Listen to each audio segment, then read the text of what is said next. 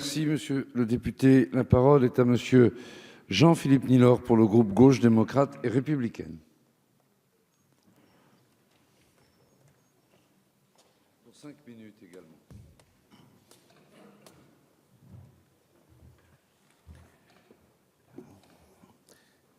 Monsieur le Président, Madame la Ministre, Messieurs les rapporteurs, chers collègues, une fois de plus, une fois de trop, la mission Outre-mer versus 2019 fait étalage de ses limites.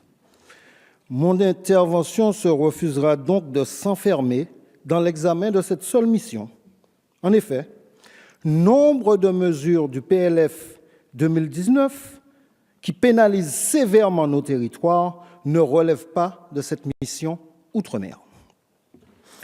Au-delà des écrans de fumée couchés sur de beaux papiers glacés, des promesses que l'on sait ne pas pouvoir ni vouloir tenir, la politique gouvernementale se complaît à demeurer dans une parfaite incohérence en s'obstinant à ne pas tenir compte de nos réalités. J'en veux pour preuve que toutes les initiatives et autres propositions visant à améliorer nos conditions de vie, à favoriser l'emploi, la compétitivité de nos entreprises sont rejetées sans analyse objective. Les récentes agressions commises par le PLF ou par le PLFSS à l'encontre des Outre-mer en témoignent.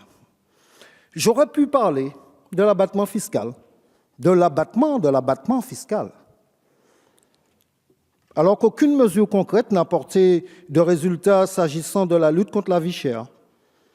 Vous vous étiez engagé, au nom de la convergence, à gommer toutes les différences. Hélas, incapable de remédier aux différences en termes de coût de la vie, en termes de prix, vous vous attaquez aux différences légitimes pourtant en termes de fiscalité adaptée. Il faut reconnaître une innovation notable dans ce PLF 2019. C'est l'introduction d'une solidarité interpauvre au contour constitutionnel douteux. Les moins pauvres des Outre-mer devront financer les investissements des plus pauvres d'entre nous dans le cadre d'un fonds exceptionnel d'investissement centralisé et géré par l'État. À ceux qui se demandaient encore si nous étions des Français à part entière, vous donnez une réponse on ne peut plus claire. Nous sommes des Français entièrement à part.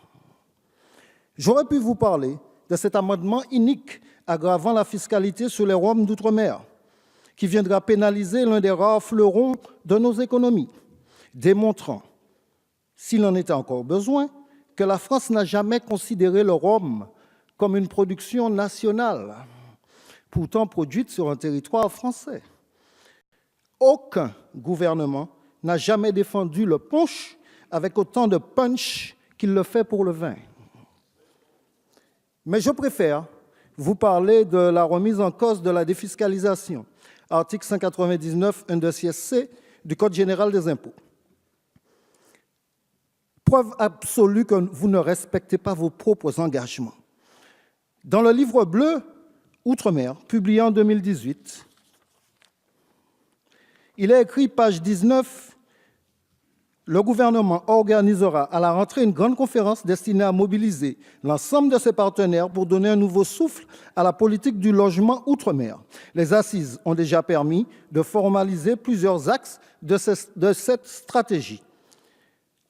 Le premier axe, la prolongation jusqu'en 2025 des dispositifs d'aide fiscale à l'investissement outre-mer afin d'assurer de la visibilité aux opérateurs du logement social.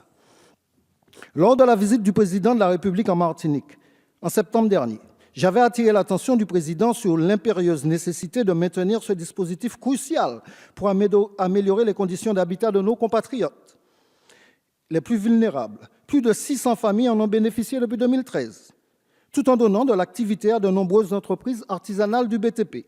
Il m'avait été alors répondu qu'aucune menace ne pèserait sur ce dispositif dans le cadre de ce PLF. Et pourtant, cette suppression figurait bien dans le PLF. Et alors que nos populations outre-mer accueillaient avec enthousiasme l'adoption d'un amendement de mon collègue Letchimi dans le cadre des discussions à l'Assemblée nationale, contre toute attente, ce gouvernement, faisant fi de la démocratie exprimée au sein de cette Assemblée, est revenu sur ce vote en procédant en catimini à une nouvelle délibération au petit matin, 5 heures du matin. Je m'oppose et m'opposerai toujours à ce type de pratique antidémocratique.